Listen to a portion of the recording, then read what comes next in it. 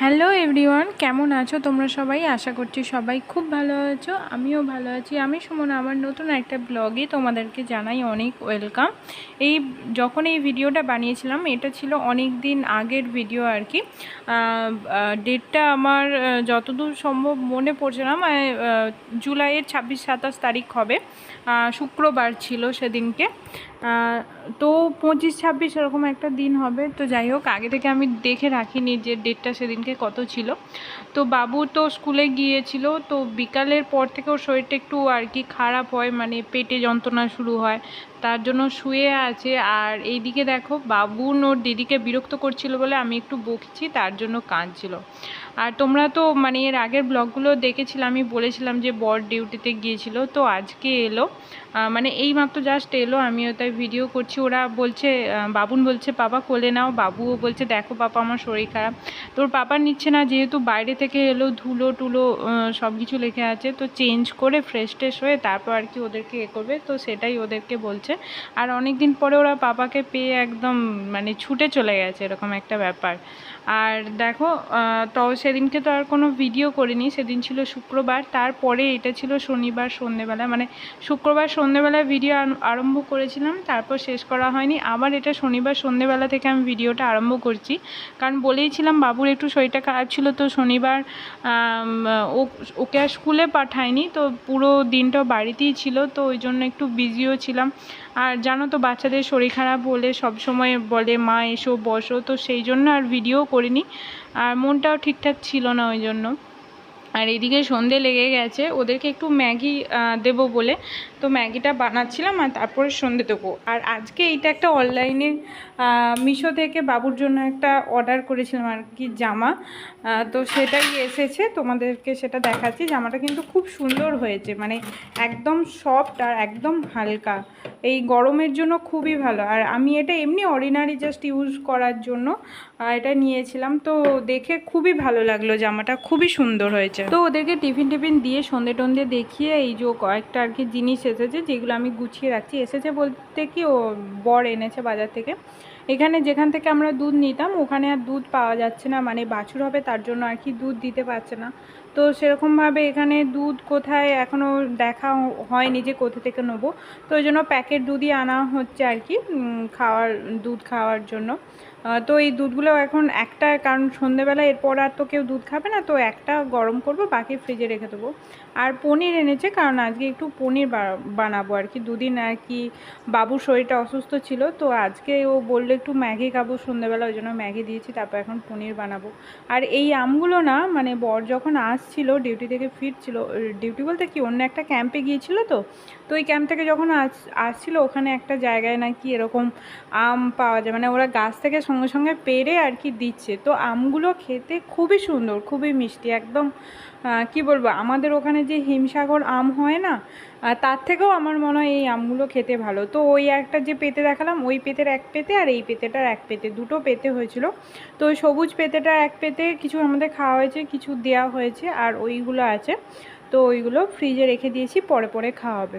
তো এখন একটু মানে বাবুনের কাছে বসছি, বাবু পড়তে বসেনি, তো এরকম আর কি লেটার দিয়ে ওরা দেখো মানে সাজাচ্ছে করছে। তো মানে অনেক দিনের, এটা বাবু যখন ছোট ছিল তখন কেনা হয়েছিল।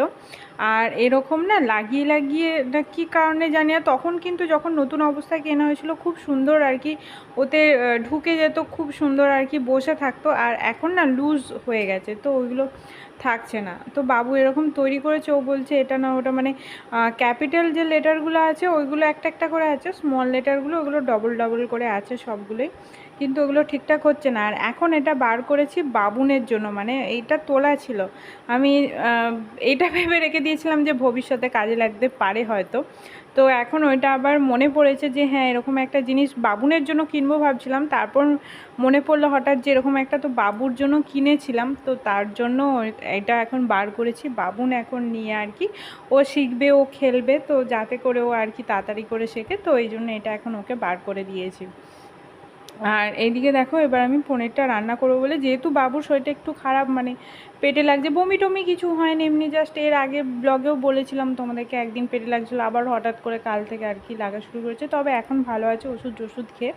তো একদম মানে শুধু পেঁয়াজ টমেটো দেবো, কোনো মশলা নয় কিছু না, একদম আর কি। এর আগেও আমি এই রেসিপিটা তোমাদের সাথে শেয়ার করেছি, একদম মানে সিম্পলভাবে আর কি বানাবো। আর তোমরা দেখতে থাকো আমি কীরকমভাবে বানাচ্ছি না বানাচ্ছি, তার সাথে আমি তোমাদের কয়েকটা কথা তোমাদের সাথে শেয়ার করি। কারণ এই অনেক দিন আগেকার ভিডিও এতদিন পরে কেন দিচ্ছি সেটাই তোমাদের সাথে আজকে এখন শেয়ার করছি। ব্লগটা যখন শুরু করেছিলাম তখন প্রথমের দিকে জানিয়েছিলাম যে 26 তারিখ মানে শুক্রবার থেকে ব্লগটা শুরু করেছিলাম। তো আজকে হচ্ছে 27 তারিখ, এর পরের দিন মানে 28শে জুলাই যে রবিবারে আমি ভিডিও বানিয়েছিলাম, কিন্তু সেই সব কিছু এডিট করা হয়নি আর আমার সেই ব্লগ পোস্টও করা হয়নি। এই ব্লগটার পরে আমি সেই ব্লগটা দেব, কিন্তু এতদিন কেন এইসব কিছু করিনি সেটাই তোমাদেরকে বলবো। 28 তারিখ মানে যে ব্লগটা তোমরা এখনও পাওনি, ওই দিনকে আর কি সারাদিন সেরমভাবে বাড়িতে ফোন করা হয়নি, মানে আমার বাড়িতে, আমার বাবার বাড়িতে ফোন টোন করা হয়নি। তো রাত্রেবেলায় যখন প্রত্যেকদিন রাত্রেবেলাই আমি ফোন করি আর কি মাকে বেশিরভাগ, আর কোনো দিনও যদি সময় হয় তাহলে হয়তো দিনের দিকে কথা হয়, নাহলে বেশিরভাগ প্রত্যেক দিন রাত্রিবেলায় আমারও খাওয়া দাওয়া হয়ে যায়, ওইদিকে মায়েরও খাওয়া দাওয়া হয়ে যায়, তারপর ফোন করি পুরো দিনে আমি কী করলাম না করলাম, মা কী করলো না করলাম, মানে পুরো দিনে আর কি ঘটনা এসব মানে গল্প টল্প করে তারপর বেশ খানিকক্ষণ ফোনে কথা টথা বলে তারপর শুই, প্রত্যেক দিন এটাই করি। তো ওই দিনকেও এই জিনিসটাই করেছিলাম, ফোন টোন মানে খাওয়া দাওয়া হয়ে গিয়ে তারপর আমি ফোন করি, কিন্তু ফোন করে হঠাৎ খবর পাই যে এরকম বাবার নাকি শরীর খারাপ। মানে কীরকম শরীর খারাপ, তো তোমাদেরকে এর আগের ব্লগে দেখিয়েছি, আমি যখন বাড়িতে গিয়েছিলাম সেই ব্লগে দেখেছিলাম যে আমার বাবার বাড়িতে আর কি পেন্ট হচ্ছে আর কি, রঙের কাজটা চলছে। তো সেই সমস্ত কাজ কমপ্লিট হয়ে যেতে সমস্ত জিনিস নিচে নামিয়েছিল, সেটাও তোমাদের সাথে শেয়ার করেছি। তো নিচে থেকে ওপরে তুলে সব কিছু আর কি সেটিং আর কি করছিল, সেট আপ করছিল। তো সেখানে খাট বিছানা এইসব আর কি ঠিকঠাক করছিল, সব কিছু গোছানো হয়েই গিয়েছিল। লাস্টে আর কি কিছু একটা করতে মানে খাটটা এদিক ওদিক করতে গিয়ে বাবার কোমরে লেগে যায়, আমার বাবার আর কি কোমরে লেগে যায়। তো হঠাৎ করে এতটাই বেশি লেগে যায় কোমরের হাড়টা ভেঙে যায়, মানে হঠাৎ করে সেদিনকে আরও খাটাখাটনি হয়েছে, আরও মানে কাজ টাজ হয়েছে, সেই জন্য হয়তো শরীরের মধ্যে একটা ক্লান্তি ভাব ছিল, সেই ক্লান্তি ভাব থেকে ওই কাজটা করতে গিয়ে হয়তো ওই জিনিসটা হয়েছে। তো কোমরে হাড়টা ভেঙে যায়, সেটা বুঝতেও মানে ভেঙে গেছে বলে বুঝতে পারিনি, কিন্তু এতটাই যন্ত্রণা হয়ে গিয়েছিলো, বাবা নাকি শুয়ে পড়েছিল বিছানার ওপর আর কি এরকম মানে বুঝতে পেরে। তো বাবাকে সঙ্গে সঙ্গে আমাদের পাশেই আর কি, পাশে বলতে বাজারে ডাক্তারখানায় নিয়ে যায়, সেখানে হাড়ের ডাক্তারও ছিল, তো তাকে দেখানো হয়।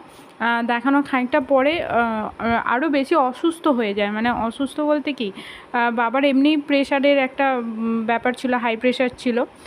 তো বাবার হাই প্রেশার হয়ে যায় সঙ্গে সঙ্গে, মানে মাথা ঘুরে বাবা একটা অজ্ঞান মতন হয়ে যায়, এরকম একটা ব্যাপার, মানে যেটা খুবই একটা ভয়ের জিনিস যে কী হয়ে গেল না হয়ে গেল। তো ওখান থেকে সঙ্গে সঙ্গে নার্সিংহোমে রেফার করলো আরামবাগে। তো ওখানে নিয়ে যায়, ওখানে নিয়ে যেতেই সঙ্গে সঙ্গে বাবাকে নাকি আইসিইউতে ভর্তি করেছিল। আমি যখন ফোন করি তখন মায়েরা সবাই নার্সিংহোমে, মা কাকিমারা সবাই, আর ভাইরা তো কেউ বাড়িতে ছিল না, কারণ আর অত রাত্রে ব্যাপারটা হয়েছিল আর কি সন্ধেবেলায়। কিন্তু মানে যখন জানিয়েছে তখনও তো কোনো, ওরা যেই জায়গায় আছে সেখান থেকে কোনো ট্রান্সপোর্টের সেরকম ব্যবস্থা নেই যে অত রাত্রিবেলা ওখান থেকে আসবে, আমার কাকার ছেলেরাই হোক বা আমার ভাই হোক, তো ওরা আসতে পারেনি। তো কাকা কাকিমা, আমার দাদার একটা বন্ধু, আমার মা সবাই মিলে আর কি যায় নার্সিংহোমে তখন, আর সঙ্গে সঙ্গে আইসিইউতে ভর্তিই করে নেয়, মানে অন্যদিকেও প্রবলেম তখন শুরু হয়ে গেছিলো বাবার। তো ওই জন্যই নার্সিংহোমে যে ডক্টর ছিল, মেডিসিন ডক্টর, হাড়ের ডক্টর, সবাই মানে দুজনকেই দেখিয়ে তারপর ওরা আর কি আইসিইউতে ভর্তি করে নিতে বলে। তারপর তো ওষুধপত্র আরম্ভ হয়, ট্রিটমেন্ট আরম্ভ হয়। তো বাবার যেহেতু ওই মানে ওই অজ্ঞান মতন একটা সেন্সলেস অবস্থায় চলে এসেছিলো, কোনো কথা বলতে পারছিল না, যার জন্য আর কি আরও একটা চিন্তার ব্যাপার হয়ে যায়। তো তারপর সেই রাত্রে তো কেউ এসে পৌঁছায়নি, কাকা কাকিমারা ওরাই ছিল। আর আমার নন্দাই যেহেতু এই দিকের ব্যাপার খুব ভালোভাবে জানেন, যেহেতু এরকম লাইনে আছে, তো নন্দাইকে খবর দিই, কিন্তু অতটা রাত্রে নন্দাইও যেতে পারেনি। পরের দিন সকালবেলায় গিয়ে নার্সিংহোমে কথা টথা বলে, তবে কি যে নার্সিংহোমে ভর্তি করা হয়েছিল আরামবাগের, ওখান থেকে আমরা নিয়ে চলে আসি আমাদের এদিকে চাপরাঙ্গার নার্সিংহোমে। কারণ ডাক্তার অবশ্য এমআরআই করতে বলেছিল, কারণ এক্স রেতেও অতটা কিছু বোঝা যাচ্ছিল না যে অপারেশন করতে হবে কি না, মানে হাড় যেটা ভেঙেছে। তো তো ওই জন্য এমআরআই করতে বলেছিল। এমআরআইটা আমরা আরামবাগেই করেছি, আরামবাগে করে নিয়ে এসে তারপর এখানে চাপাডাঙ্গায় ভর্তি করেছি। কারণ আরামবাগে যে নার্সিংহোমে ভর্তি ছিল ওখানটা একটু বেশি আর কি, ওদের কি বলবো, বিল টিল এইসবগুলো আর কি একটু বেশিই ছিল, মানে বুঝতে পারছো তোমরা। তো ওই জন্য ওখান থেকে নিয়ে চলে আসলাম। আর চাপাডাঙ্গায় যেখানে ভর্তি করা হয়েছিল ওখানে নন্দাইয়ের চেনা ওখানে মানে চেনা পরিচিত, তো সব কিছুই আর কি ভালো আর কি, মানে ফেভারটাও ভালোভাবেই পাওয়া যাবে, চিকিৎসাটাও ঠিকঠাক হবে, ট্রিটমেন্টটা ঠিকঠাক হবে। তো ওই জন্য ওইভাবে নিয়ে আসা হয়েছিল। তো মানে নানা রকম সমস্যা, মানে হাড়ের ডাক্তার তো দেখানো হয়েছিল, মেডিসিনের ডাক্তারও দেখানো হয়েছিল। মেডিসিন ডাক্তার ইউএসজি করতে বলেছিল, আমরা শুনে বলেছিলাম যে হাড় ভেঙে গেছে, ইউএসজি করে কী হবে, কিন্তু ইউএসজি করেই জানতে পারা গেল বাবার সুগার, প্রেশার, সোডিয়াম কম, আরও নানা রকম আর কি অবস্থা, মানে ইনফেকশান সব কিছুই ছিল। তো সেটা কোনো অসুবিধা নেই, সেই সবে ট্রিটমেন্টও ছিল। তো মানে ট্রিটমেন্ট 3 দিন মতন আইসিইউতে ছিল, তারপর বেডে, নর্মাল বেডে একদিন ছিল, তারপর বাবাকে এখন মানে বাড়ি নিয়ে চলে আসা হয়। তারপরে তো বাড়িতে এসেও ট্রিটমেন্ট চলছিল, কারণ ওই যে ইনফেকশানের একটা ব্যাপার ছিল, সেইটার জন্য সেলাইন ছিল 3-4 দিন, তো যেটা বাড়িতে থেকেই দেওয়া হচ্ছিলো, অক্সিজেন, সেলাইন সবই চলছিল বাড়িতেই। যেহেতু নন্দাইয়ের এই দিকের ব্যাপারটা সবটাই জানা, খুবই একদম অভিজ্ঞ, সেই জন্য বাড়িতে থেকে ডাক্তারের পরামর্শে, অবশ্যই ডাক্তারের পরামর্শে সব কিছু করা হয়েছিল। এখন বাবা এখন ঠিক আছে। আর মানে এমআরআই রিপোর্টে যেটা জানা গেছে যে অপারেশন করার কোনো দরকার নেই, 3 মাস একদম বেড রেস্ট নিলেই বাবা সুস্থ হয়ে যাবে, আগের মতন মানে হাঁটা চলা, বসা, ঘোরাফেরা সবই করতে পারবে। তো ওই জন্য আর অপারেশন করা হলো না। প্রথমে ভাবছিলাম যে আরও কয়েকটা ডাক্তার দেখিয়ে অপারেশন করাতে হয় কি না সেসব করব। তো আরও অনেক ডাক্তারের সাথে পরামর্শ নিয়ে তাদেরকে রিপোর্ট দেখিয়ে সবাই বলেছে অপারেশনের কোনো দরকার নেই। তো আপাতত বাবার অপারেশনটা হয়নি, বাবা এখন বাড়িতে আছে, বেড রেস্টে আছে। আর তো বেড রেস্ট নিলেই যেহেতু ঠিক হয়ে যাবে, সেজন্য আর অপারেশনের দিকে যাওয়া হয়নি। তো এখন বাড়িতে আছে। আমিও তো এখনও দেখতে যেতে পারিনি, জানি না কবে দেখতে যেতে পারবো, কারণ একটা ছুটির ব্যাপার আছে। আর আমি একা ওই দুটো বাচ্চাকে নিয়ে যেতে পারবো না, আমার হাত পা বাঁধা।